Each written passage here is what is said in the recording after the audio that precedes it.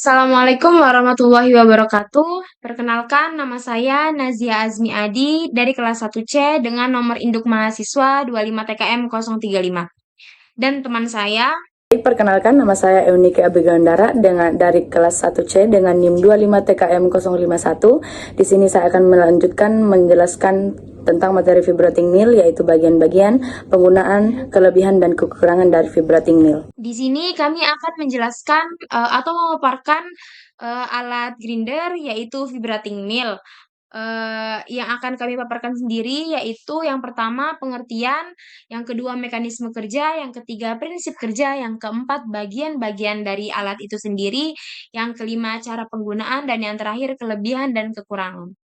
Untuk poin pertama yaitu pengertian. Vibrating mill merupakan alat penggiling yang bekerja dengan memanfaatkan getaran atau vibrasi untuk memperkecil ukuran partikel suatu material. Alat ini umumnya digunakan untuk menghasilkan partikel dalam bentuk serbuk yang halus hingga sangat halus. Vibrating mill banyak dimanfaatkan dalam berbagai bidang industri, seperti industri kimia, farmasi, dan material, terutama pada proses yang membutuhkan ukuran partikel yang sangat kecil dan seragam. Untuk poin yang kedua yaitu mekanisme kerja vibrating mill. Mekanisme kerja vibrating mill sendiri dimulai dengan memasukkan material ke dalam ruang giling atau chamber. Lalu di dalam chamber tersebut terdapat media gerus seperti bola baja atau bola keramik yang berfungsi sebagai penghancur material. Selanjutnya, mesin akan menghasilkan getaran dengan frekuensi tinggi melalui vibrating motor. Getaran ini menyebabkan media gerus yang bergerak secara cepat dan saling bertumbukan. Akibat dari tumbukan tersebut, material yang berada di dalam chamber akan mengalami proses penghancuran hingga menjadi partikel yang lebih kecil dan halus. Baik, untuk poin yang ketiga yaitu prinsip kerja vibrating mill. Prinsip kerja vibrating mill sendiri didasarkan pada dua mekanisme utama, yaitu tumbukan atau impact dan gesekan atau attrition. Energi getaran yang dihasilkan oleh vibrating motor akan menggerakkan media gerus yang berada di dalam ruang giling. Media gerus tersebut kemudian saling bertumbukan baik antar sesama bola maupun dengan material yang digiling. Lalu, tumbukan dan gesekan yang terjadi secara terus-menerus akan menyebabkan material mengalami penghancuran hingga menjadi partikel yang lebih kecil. Selain itu, semakin tinggi frekuensi getaran yang dihasilkan, maka semakin intensif proses tumbukan yang terjadi, sehingga ukuran partikel yang dihasilkan akan semakin halus. Baik, untuk yang pertama yaitu bagian-bagian dari vibrating mill. Yang pertama yaitu ada feed inlet atau saluran masuk. Feed inlet ini merupakan bagian yang berfungsi sebagai tempat masuknya material ke dalam mesin. Melalui bagian ini, bahan yang akan digiling dimasukkan ke dalam ruang giling untuk diproses lebih lanjut. Yang kedua yaitu grinding chamber atau ruang giling. Grinding chamber ini adalah bagian utama dari vibrating mill, tempat terjadinya proses penggilingan. Di dalam ruang ini terdapat material dan media gerus yang saling berinteraksi selama proses berlangsung. Yang ketiga yaitu grinding media atau bola baja atau keramik. Grinding media merupakan bola-bola yang terbuat dari baja atau keramik yang berfungsi sebagai penghancur material.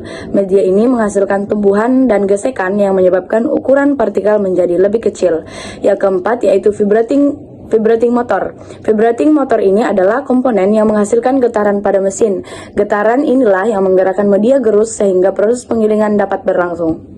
Selanjutnya ada spring atau suspension system. Spring atau sistem suspensi ini berfungsi untuk menopang sekaligus meredam getaran yang dihasilkan oleh mesin. Komponen ini menjaga kestabilan alat selama proses berlangsung. Kemudian ada discharge outlet atau saluran keluar. Discharge outlet ini merupakan bagian tempat keluarnya material yang telah mengalami proses penggilingan. Material yang keluar biasanya sudah dalam berbentuk serbuk halus. Kemudian yang terakhir ada frame atau rangka mesin. Frame adalah rangka utama yang berfungsi sebagai penopang seluruh komponen mesin. Rangka ini menjaga kekuatan dan kestabilan alat selama beroperasi. Selanjutnya adalah contoh penggunaan dari vibrating mill. Vibrating mill banyak digunakan dalam berbagai bidang industri, antara lain yang pertama yaitu pada bidang Pada industri farmasi, ini digunakan untuk menghaluskan bahan obat hingga mencapai ukuran partikel yang sangat kecil dan seragam.